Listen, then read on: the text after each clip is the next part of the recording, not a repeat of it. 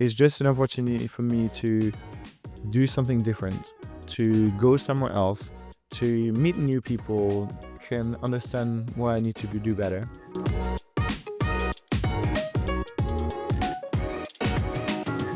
Alva, hi. Hi. Nice to see you. Let's talk about your studio celebration that you had on last Friday. Yeah. How was it? 3 years of the New York studio. Yeah, it was good. It feels good to be around the table with like 20 something people, and you're like, 3 years ago, that was just me, myself, and I. So it was really great. It was really exciting, and we've had people since the beginning almost, and so they've seen that studio grow. Obviously, I'm very biased, but then having we have SQ, she's one of our middleweight designers, has been here since she was an intern. I was like, so how does it feel? Because the first time we did it, we were 3 people. Yeah. That's cool. It was good. It was good. Beautiful day. Yeah, great vibe. I absolutely love my team. So Yeah. it was very positive. Awesome. How were the Bloody Marys? Only one. I thought I would go for more, but I had one at the office. Then we went to Vital, which is a climbing gym. Then we went to the pub. Then we went to a cocktail bar. So I went on something different. But yeah. It's a marathon, not a sprint. Exactly. No, that was a beautiful day, very genuine, and like we do at Koto, we share everything. So we shared obviously the news and some photos with the rest of the team globally in Sydney, in London, in LA, and everyone was really happy, celebrating, remembering things that happened the first week or the first month.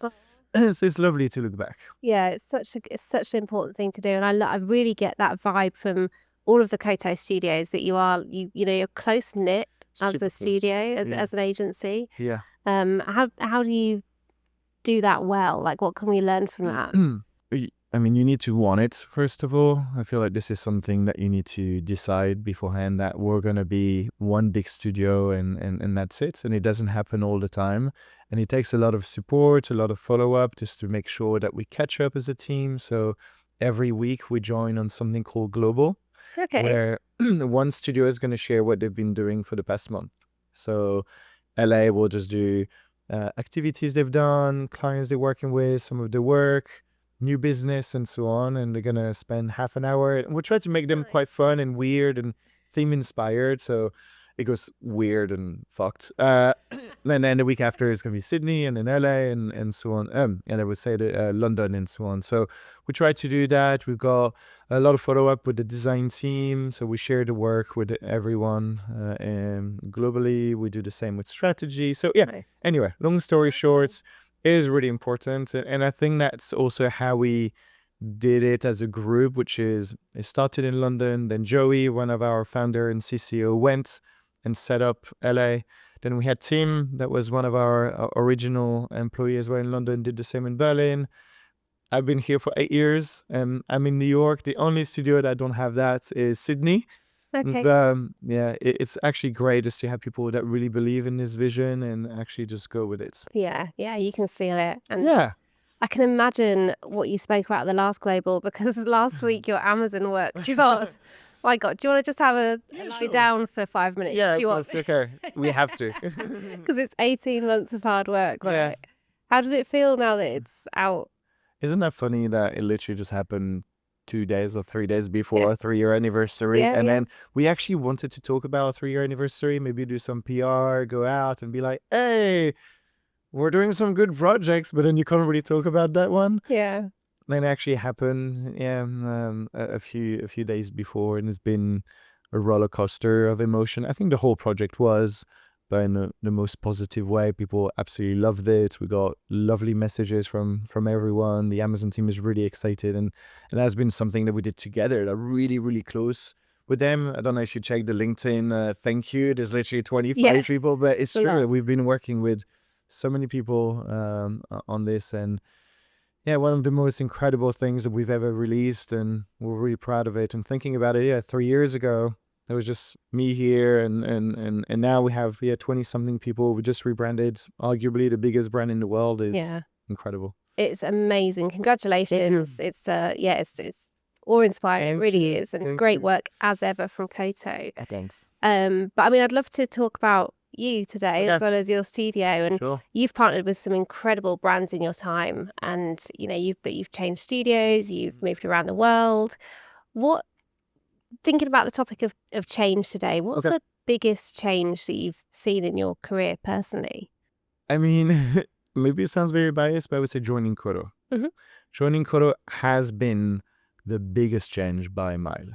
And I do remember the first day, the first week, the first month like it was yesterday, because I kind of joined this insane new world, in some ways. And I mean, I'm trying to think about it. It was incredible because the founders really cared about us, which in a way you could say that, yeah, it happens everywhere, but not to that extent.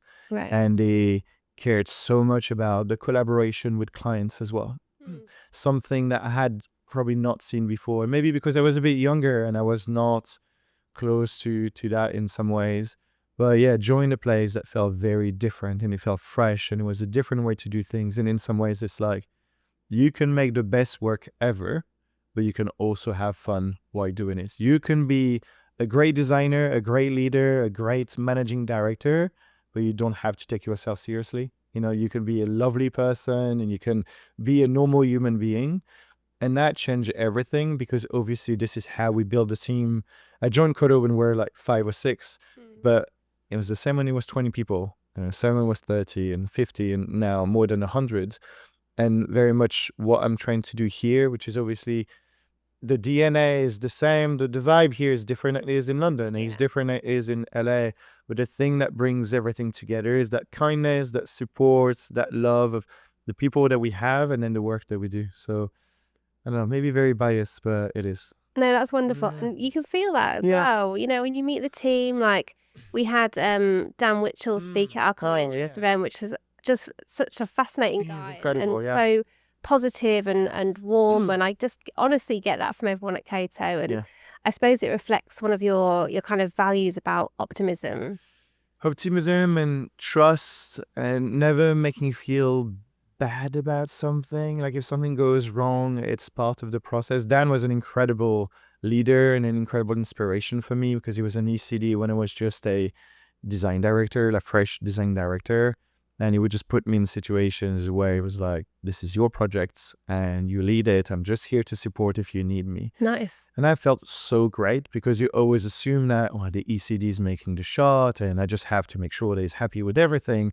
And he has such a lovely way just to build ownership for me, and I felt like a lot of ownership and I wanted to make him proud and I wanted the team to be also excited to work on that. And I've been trying to do something very similar here in New York. Well, I let the juniors present and I let the middle way just, share the feedback. And I'm just like in the background, just looking at everyone. And even if it's not like completely perfect, that's okay because you just have to follow your gut in some instances. And so Koto has done that really well. That's so powerful. It's such an important thing for people to hear as well early on in your career because the pressure feels intense. Yeah, but in some ways, everyone is human, right? And when you present to a big client, whether it's Amazon, whether it's Coke or just a young startup, at the end of the day, you present to people like you and me. And so we have done that in the past where we just ask a middleweight or a senior to present and we're here, right? It's this low pressure environment. Yeah. And remember, the people in front of you, they're the same people as you, and they're probably going to think about what they want for lunch anyway. Yeah. And so don't put too much pressure. And look, if you're struggling, if we feel like you're going through a rough path because this can happen during this presentation, I'm here. I'm going to just redirect you. And that's okay. We'll just learn and learn and learn. And I've never, ever felt that before. Wherever I worked before, there was always a bit of tension in some ways. And again, there's absolutely no diss. It is what it was. I joined Koto and I felt a lot of confidence. I felt a lot of trust. And again, it changed everything. And I've been there for nearly 9 years now. So obviously I'm biased. But I feel like this is the best way to make people happy and excited and make sure that they stick around as well. Because you can make the best work ever everywhere now, right? We've got access to Figma and AI and all of that. So I'm sure we're going to talk about this, but that cultural care and the things that make your agency different and people that you talk to every day and that sort of like global aesthetic, it is the thing that makes you stay. Yeah. And that's obviously very unique to Koto in terms of your leadership team, and the fact that everyone is so humble and has that healthy dose of realism. But do you think that change has happened across the industry as well? Do you know, in terms of being perhaps more realistic, slightly less pressure on individuals? Do you think that we've had a healthy change in the last I 10 think years or so. so? Yeah, and I think Koto, Ragged Edge, all of these young Porto Rocha, whoever it is that you love today, are actually this sort of like new wave of studios and design, which is a little bit more open-minded, a little bit kinder. We've received so many lovely messages after Amazon from founders from other studios being like, guys, it's been incredible. What an achievement, what a milestone. The work is lovely. Maybe I'm wrong, but I don't think it would have happened 10 years ago or like 15 years ago. And of course, the way we communicate is very different. We have access to tools now that we didn't have in the past. But yeah, it feels a bit kinder, which I like a little bit nicer. I think at Koto, we also try to understand what people go through. Right? I think we're very fair with what we see. And sometimes you see a project on LinkedIn or on Brand New, and it's easy to say, well, I would have done that. Okay. But what you see right now is 5% of the picture. Totally. Right? And you don't know the process and what they've been through. How is the client? How is your own team? And so we really try to be fair. We're really harsh on ourselves and the work that we do, and we always want to do it better. But I feel like just having that optimism, that positive sort of outtake on everything is, I think, the way forward. And we can move from, I think sometimes in the past, it felt quite toxic, I'd say, but with something that feels a lot more inclusive altogether. Yeah.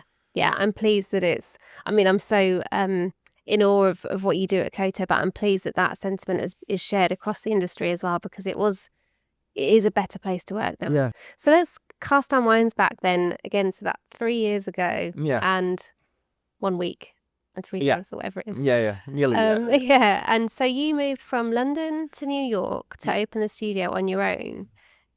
Was that change was suggested to you? Did you lead the way with how did that come about? A bit of both. They knew I was obsessed with New York. Had been to New York, and New York. I think one of the reasons it happened is from a strategy point of view, like from a business point of view, it made sense that we were going to New York. We were doing really well in LA for sure, and London we're absolutely smashing it with obviously Berlin.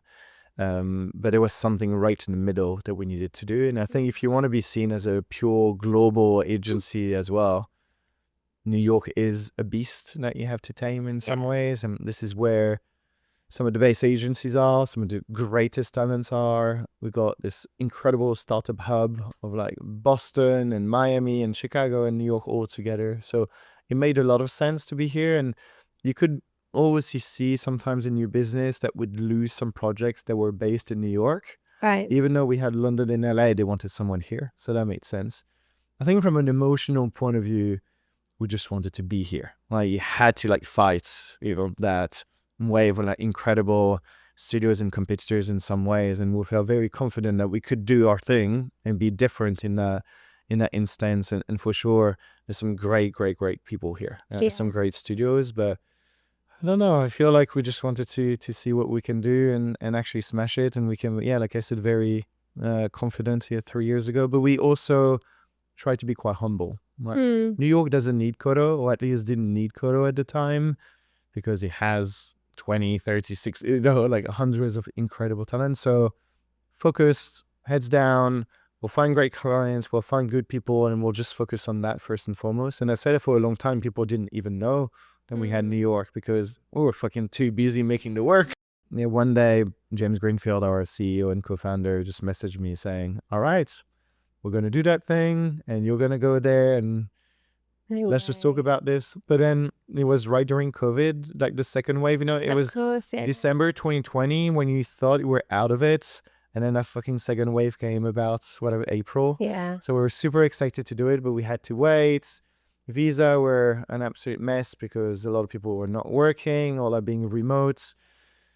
And at least it gave me a little bit of time just to get ready. Yeah. Right, and become a creative director and understanding that when I'm in New York, Dan and Joey and James are not going to be here to save me. Something is not good. and I'm gonna have to create this studio from the ground up and find the right people. So yeah, in some ways, I think it's probably for the best. It's a huge shift for you personally to do that. What was your attitude going into that? Because we've all had those moments. You get a new job and you're like, oh, when I've got my new job, I'm gonna do this, or I'm gonna wear this, or I'm gonna be this way. What was your attitude going into that in terms of how you wanted to approach that challenge and that shift? Yeah. The first and foremost, the first thing for me, the most important was I need to make sure this feels like Koto. Like it needs to feel like Koto. Now, Joey said something really great is it needs to feel like Koto, but it's not going to be Koto London. You're not going to be able to replicate what we have in London and New York because we tried in LA and it doesn't work, and it's normal. It's not the same city, it's not the same country, and not the same culture. I really wanted it. And I think one way I managed to do it was through a bit of that vibe, which is work hard, like take the work seriously, but don't take yourself very seriously. And we started at WeWork. That was the most depressing place in the world, at least at the time. And I was like, okay, let's just fill in that space with posters, colors, plants, and random shit that we find everywhere, and try to make it feel very lively and creative. And I'm going to find people that feel very much in line with us, culturally speaking, because you can help with ideas, with presenting, like anything that comes with experience. That first and foremost, I want to find people that I love working with. And I know when Joey, James, Caroline, and the rest of Koto, Dan, and anyone from LA comes over, they're like, that team is cool, right? They're great. Now, obviously, it's not just about the attitude because we need to make the work. And so finding something a little bit different, like people that have interesting ideas, like lovely taste, that are doing things a bit differently, was something I really wanted to do and find for sure. And then humble, like I said, heads down, just trying to focus on the work, find the right client, like the right people, like I said, and pray for the best in some ways, I think what I love so much about Koto was this idea, this freedom of like, I can do what I want and I can build this the way I want, but it needs to be obviously it needs to feel like it's part of Koto, and also if I need them, they're going to be here. Yeah. And so I was always on the phone with the founders, Caroline, James, and Joey. They were always supportive because you go through a lot of this imposter syndrome. Of course. And you have doubts, and there's some days you're like, I'm not good enough and it's not working out. And they were always so great and supportive, and I think that's why he's been successful, because without them, obviously, it would have been an absolute mess. So that's that perfect balance of again, feeling this empowerment and feeling that this ownership of like, I'm building something, okay, I've got the trust, but also, it's bigger than just here. Yeah, amazing. And those foundations are so strong in the agency. And I know the leadership team, like you say, are so, from my perspective and outsider's perspective, seems so strong, such a unit, such a guiding light for the business. But there must have been changes along the way, like in that 7 or 8 years. How long, sorry, did you say, Koto? For me, 8.5. 8.5 years. So in that time, you must have seen changes in business and perhaps a change in direction. Like, were there any moments that rocked you in that time? No. I love change. Yeah. I absolutely love change. I think if we didn't change the way we were doing things at Koto, would still be 10 people, and I don't think that we would be thriving and having all of that great momentum by being exactly the same as we were. Imagine if the Koto of today was the same as 8 years ago. Is that the most exciting your life can be, or that your work can be? And I always embrace moments in my life where things go out of balance. And in some ways, that's why I moved to New York, because I was in London feeling very comfortable with myself. I was doing well at work. I had my friends. I had my whole thing was sorted. I knew what I was doing on Saturdays. And I knew what was going to happen during the week. Then I needed to push myself to do things a bit differently and to actually look back on what I do on a daily basis to understand the things I need to do better. That's amazing. I think that's really admirable to put yourself outside of your comfort zone to keep that momentum going personally. It's a very healthy thing to do. Or silly. No. Both. Both is good. So how do you know when it's time for a change? Is it when you feel comfortable? That's one thing. Yeah. That's just me. Yeah. I feel that some people love feeling comfortable, and that's totally fine. At least just on my personal opinion. Yeah. When I feel comfortable, I won't change. But something that James, our CEO and co-founder, said to me not so long ago, I'd say 8 something month ago, was, I think in life there's 2 ways to look at happiness, right, and unhappiness, which is short-term happiness and long-term happiness. Short-term in general is there will be days where you fucking can't take it, right? And you know that, like, you can't wait for the weekend, or that day has been terrible, or this person annoyed me or something, and that's okay. And I think that we all go through this. And if someone says otherwise, I think they're lying. But if your long-term happiness is still the same, right? And let's say for me, my life is fucking cool. I'm in New York. I've got a great partner and a little baby. I do the work that I absolutely love. I'm in Greenpoint. This is great. Like, everything is going well for me. Yeah. Right? We just released Amazon, and with the 3 year, like, of course, on daily basis, there's some moments you're like, oh my fucking God, like, oh my Of God. course. And it's the same at home with the baby. I love him. With something, oh my God. And so I think that if your long-term happiness is intact and you still feel great, and you look back and you're like, it's fine, everything is good, then I don't know why you would try to bring change, unless you're trying to push yourself like I tried to do when I was in London, because I was really happy in London. So yeah, to push yourself, because you don't want to wake up at 45 in bed thinking, oh, I should have done it. I should have taken that opportunity in New York. When you start to feel like, this is not what I want to do, like, New York is not for me, or I'm not happy at work, and thanks God it hasn't happened, and I hope it's not going to happen anytime soon, then I think that's where you need to bring change. Yeah. Or you realize, even the way that you do the work and the project, there's something deep down that doesn't work, and the way that we talk to the clients, or we manage the team, or the way I'm portraying myself. And again, no examples here. That's interesting, and I love that short-term, long-term difference. Yeah. Because I don't remember exactly what the conversation was about, but I think there was maybe some frustration I was feeling about something, right?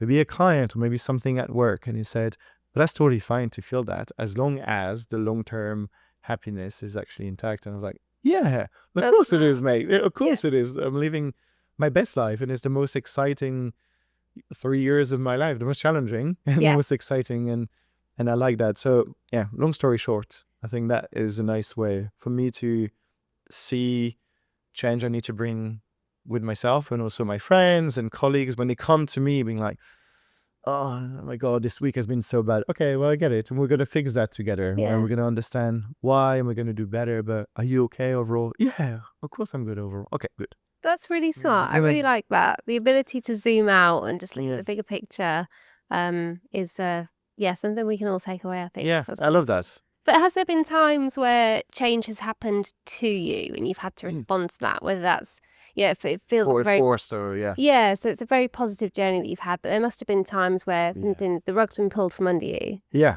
so many times. It's funny, because when we meet students, so we got a lot of students from different colleges, and most of them are here in the US, but we also had some people from Spain and Berlin all together, and they're like, oh my God, you're so great. And I'm like, no, like this, oh my God, how did you get here? Yeah, but it's been tough. It's been really hard. And there's so many moments of my career and my growth where I was terrible. Like, I pissed off the wrong person. I got let go. All of that has happened. And so I want to be very transparent with them that the road might be really bumpy. And even if your friend and colleague on the side is going really well, or you think is going really well, and then you're struggling, it might just happen for them. And then you're going to be fine. And it's just going to keep going and going. I think one thing that really changed me, and it was forced on me, was before Koto, probably for the best then, I got let go by Moving Brands. And I was at Moving Brands as a middleweight designer, and I had been there for 2 years. And I was on this weird 1-year contract. I was full-time on a 1-year contract anyway. And one day, one of the executive creative directors said, Arthur, can we chat together? I'm like, oh my God, maybe I'm going to get promoted to senior designer. So we go to the coffee shop down the road. And he's like, I'm so sorry, Arthur. I don't know exactly how he said it, but we're struggling financially speaking. And unfortunately, we're going to have to let you go. And I was like shattered. I remember being like, what the fuck? So sad. Yeah. And there was such a surprise. And it was saying the nicest thing to me. But obviously, you were just like, yeah, but you did let go. I'm being let go. And I was really sad because I had given everything. I sacrificed weekends and holidays and late nights. So that's on me, right? But late nights just to make a mark and make my mark and prove to them and to myself that I could do it, etc. And I get to this point thinking, fuck me. And interestingly speaking, I don't know why, maybe try to sell myself a little bit. First of all, I text my partner. I was like, I think we should chat tonight. And I didn't want to worry her.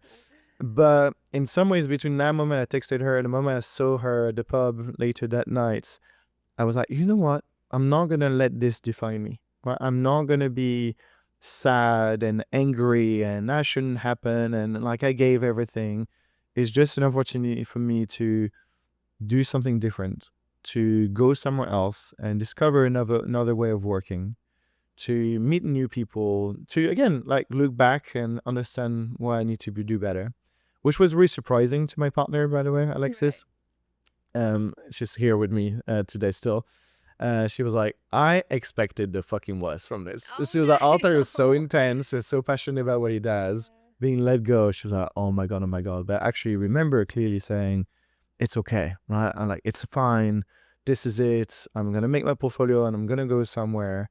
And I was really surprised, and I don't know where it came from. Maybe just a bit of resilience. Maybe, I don't know, somehow deep down I knew it wasn't for me, so I wanted to go somewhere else anyway.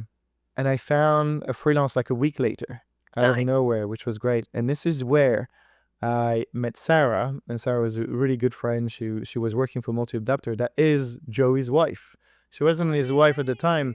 And so when I decided to move from Multi-Adapter after 6 months, I was like, I just want to go somewhere. And at the time, Koto was really small and had been going on for like a year or something.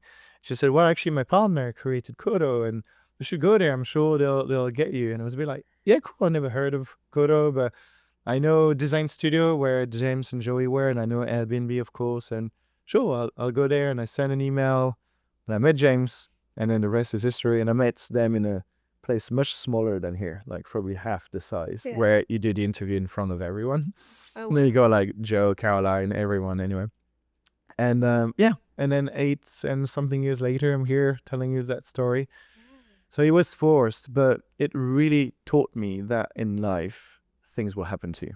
It's going to happen. Whether it's at work, a project is going really well and smooth sailing and it's fine, something might happen. And so you need to be ready to adapt, to be resilient, to chill, right? Not let your emotion take over. It might just happen in life where something happened with your friends, your partner, and someone needs to move to another country like I did with my partner. I'm going to New York. Do you want to come? And she was like, yeah, sure. Yeah, that resilience is something that has always and will always be important, I think, in a creative role because you give so much of yourself to your work. Is that something in particular that you look for when growing your team? You look for people who have adaptability and who can change with the tide a little bit? It really depends what kind of person you want to hire. So if you go junior designer, I think it's okay, right? Like it's more about how much they care, how much they love it, how much they want it. And I think when you get into the slightly more senior, like a senior, a DD, and a CD, of course, adaptability is important, resilience. And I like asking this question when the case study is beautiful, the presentation has been rehearsed and they're great. But there's probably something that went wrong on this project, right? Tell me how you managed that. And there's always something. There's always something, whether the client changed their mind or there's a new stakeholder that came in. Oh, I fucked that up. Or we work late for no reason on that. And I love hearing all about these because it also shows how they manage that. And it's not about the right or the wrong answer. It's just understanding how they act in moments of crisis. And that's why having support is important because Alex and I, we go through moments of crisis all the time. Even last week, it was moments of crisis. Okay, I'm going to call Joey. We're going to call James. We're going to talk about this. And after 2 seconds on the phone where they're like, it's fine, guys. Like, do this, do that, or don't worry about this. You're going to be fine. Yeah. Okay, maybe you should worry about this, but it'll be like, it really helps. And I try to bring this to my team where when they come with a crisis, which happens all the time, I just need to be quite calm about it. Yeah. And like, okay, well, look, yeah, it might be terrible, but it's okay. At the end of the day, we're not surgeon. We're not curing cancer. No one is going to die. Yeah. If the client is annoyed at this or the presentation didn't go well or whatever that is, then we'll start over. And that's okay. Yeah. That's nice. That's very healthy. Mm. But what about the clients though? Like in your role, you need to really lead clients to be brave and almost, I guess, coach them through times of big shifts and transitions in their brand and in what they're doing. How do you help clients through that? What do you do? I think you do it together, first of all. You can't ask someone to be brave. You push them down the ramp. And I was like, well, do a backflip. Not going to be so scared. I've got fear of heights, so don't do that to me. Funny enough, little apartheid. At the climbing last week, that was absolutely incredible for that reason. Never done climbing. A lot of people have never done climbing, and you can see some people are a bit stressed, and myself included. But everyone was so lovely and pushing each other in a nice way. I'm like, it's okay, just put your foot here and push. You're okay. You're really close to the top. And I actually think this is exactly the good analogy for clients. This sort of rock climbing. Don't. It's okay. I'm here. Put your feet here. Put your hands here. It's really important to do it together because, first of all, they've probably never done it right before. And they don't understand why you need to be brave because they probably have been doing what they're doing for 10, 15, 20 years and things have been going well. But you have to be brave because I think you have to be different. You have to look different. Whatever you're building today is going to be copied tomorrow. And it's not going to be by 1, 2, or 3 competitors. It's going to be by hundreds. But we know deep down from the work that we've done in the experience that it's much harder to copy an emotion than it is to copy a feature. Like, imagine the swipe, right? I'm sure it was probably invented by Tinder, right? Swipe left, swipe like has been used every fucking where, not just in dating in general, but everywhere. And we see this and we use that page quite a lot. So it's easy to copy that as a feature. If you think your brain is all about this, you're wrong. But copying the emotional resonance of Airbnb, for example, and what it means to feel like a local when you're in Tokyo, in New York, in Paris, is something that Booking.com will never be able to get. And Booking.com has a lot, not more, but a lot of different sort of emotional resonance with what they provide, and I don't know them really well because I always go with Airbnb. But they stick with their thing, and Airbnb needs to stick with their thing. But the thing is, you have to create that distinctiveness at that point. Now, being brave doesn't mean being wacky. I don't think it needs to be bold and crazy. And I know we try to make them as different as possible. But when we look at the work that we're doing with Microsoft, it's really brave. It's a different kind of brave than what we did for Bolt or Flues or Unicode that we did really recently. But it's understanding the purpose and why we're doing the things that we're doing. Where do we want to be different? What is our point of view on life? What is the point of view on the things that we create all together? So hand-holding, doing it together, explaining why we should be doing this and why it matters and how it's going to make your business better. And at the end of the day, if they don't react, they don't resonate well with this, that's okay, right? And it's like I said earlier, I like bringing this change in my life. I like shifting focus. I like creating imbalance. That's just me. It's the same with clients. Some of them will embrace change. They'll embrace being different and living by the vision. Not all of them are doing that, and that's okay. At the end of the day, we're a team. We're working together, and that's fine. And we need to be adaptable, and we need to be resilient. I love that. Yeah, that's really nice. Yeah, it's good. But you spoke then about kind of what someone will do, others will copy in design. It just happens. And you're in a very unique position. What Koto does, others will copy. We know this.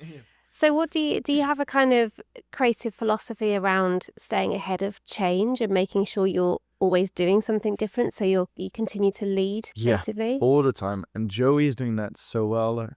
Give me 50. He's doing really that so well, our CCO, because we're 10 years old now as a company. And I think that probably a lot of our, I don't want to say competitors because it's not about comparing, but I'd say if it wasn't Koto, I think you'll be like, well, 10 years, we're absolutely smashing it. We've just released this. We're going to release some absolute beast, incredible project really soon, and we're doing good. Actually, what Joey decided to do was, it's 10 years, we need to reinvent ourselves. The things that we have been doing for 10 years have been working okay, but yeah, a lot of people are probably doing this. And it's not like for Koto, they're just doing it because it just became a thing. How can we make sure that the way we approach the work altogether, the way we talk about the work, the things that we say, the things that we are known for are fresh and different and unique. And that's why change is great, because we can't be the same Koto today that we were like 10 years ago, 5 years ago, 6 years ago. So I love that. And I think that's what's going to help us just keep climbing and climbing. And you see that so much, right? Agencies that have a name and they're doing great, and then at some point you're okay, and then it goes down. Yeah. And you go down quick. It takes it's longer to go up than to go down. Yeah, that's a good point. And it's been good. And look, you would assume that I was in some ways in line with that, and I knew this. And actually, you talked to us about it not so long ago, probably 6 months ago, and I was like, he's right. He's fucking right. Like, yeah, we're doing really good right now. But if we don't reinvent ourselves, if we don't change things that we've been doing for 10 years, then it's going to get tired. People are going to copy it. They're going to do exactly the same. And so we try to approach every step of the process with harsh or fair point of view. In terms of that reinvention that you do for yourselves, thinking about the brands that you create, in this time of constant change that we're all in, is it possible to create a timeless brand? I think you can. I mean, timeless, okay, there's always a different way to tackle timeless. I think you can create a brand today that will still grow and change, because it needs to do that, while retaining its overall vision at the beginning. And the way that we've done it recently and in the past is building almost a brand around an attitude, because an attitude can change and flex. And I don't know if you're aware of a project we did. People laugh about it because I talk a lot about this project. Is Flues. Oh yeah. And Flues was built around an attitude, right? It was obviously being brave, but it was life on max. And life on max means something very different today than 5 years ago. And it will probably mean something very different in 10 years. Yeah. As long as live life on max or life on max stays, and whatever they're making in terms of new features, new products, marketing campaign, etc., that is for me what timeless means. It's still the same, it evolves. A final question, kind of zooming out and looking at the industry as a whole. We spoke already about the fact that it's a nicer place to be from the last 10 years or so. What industry kind of shifts do you think you see on the horizon that we might see in the next few years? Is it expected to talk about AI? I actually think, joke aside, with AI being so present, I'm sure people are going to talk about it, and you probably expect it. I actually think we're going to see more humanity in some ways. We're going to see great minds, great people that have amazing ideas, that can see the unseen, like things that AI can't see or can't make yet. Because what AI is doing is making things look incredible. Now, the caveat is people have been making fucking great shit for the past decades, 100 years, and so on. But it's faster, right? It's more accessible. You can create things right now like that would have taken probably 6 months to make in the past. So that, like, okay, it's access to beauty in some ways and creating something really great, easy, and that's good. But yeah, having someone, creative thinkers, strategists, people, real great minds that see what you can't see, that ask the right question, that see the subtlety of a shape or what it does, and also create things with a purpose. Why am I making this the way it is? Why does it need to be that beautiful or inspired by that? It's something that hopefully we're going to see more. And so I'm quite optimistic that with the help of that AI or whatever that is, or the shift in the industry, whether it's more Figma or another thing that comes out of it, I'm excited. I'm excited for the next 5 and 10 years, and we see how beneficial it's been for us. Yeah. And of course, we need to find boundaries and limits and understand how we use all of these new tools. But I don't know, I've been thinking about it. It's like when people expect AI to take over, actually, I feel like humanity and people are going to step up and be very resilient and create incredible shit. Yeah, I love that. I think it's a fantastic perspective that when something that could really challenge our industry kind of exaggerates the opposite, we'll move to be more purpose-driven. In the same way, the explosion of fast fashion has made people rethink slow fashion and actually being more purposeful with what you buy. Yeah, I love You that. can see that Absolutely. mirrored. That. I don't think the gap or like the change has been so drastic, and don't quote me on this, but isn't that what happened with Photoshop? When everyone was just drawing typefaces by hand and you were cutting out things, and it would take weeks to actually make a project, and somehow Photoshop, InDesign, and Adobe come over, and you're like, oh my God, like people are going to lose their job. No, you just have to adapt. Yeah. And it's just another tool that's going to help you just make the best thing that you can possibly make. And yeah, maybe it's not as, I don't know, it's not as revolutionary. I do think it was. And again, don't quote me on too young probably to remember what Photoshop did. But change, you have to accept that it's here, whether you like it or not. It's here to stay. And so how can we actually teach and train people just to use it and be better thinkers and better collaborators and better teammates altogether? Yeah, amazing.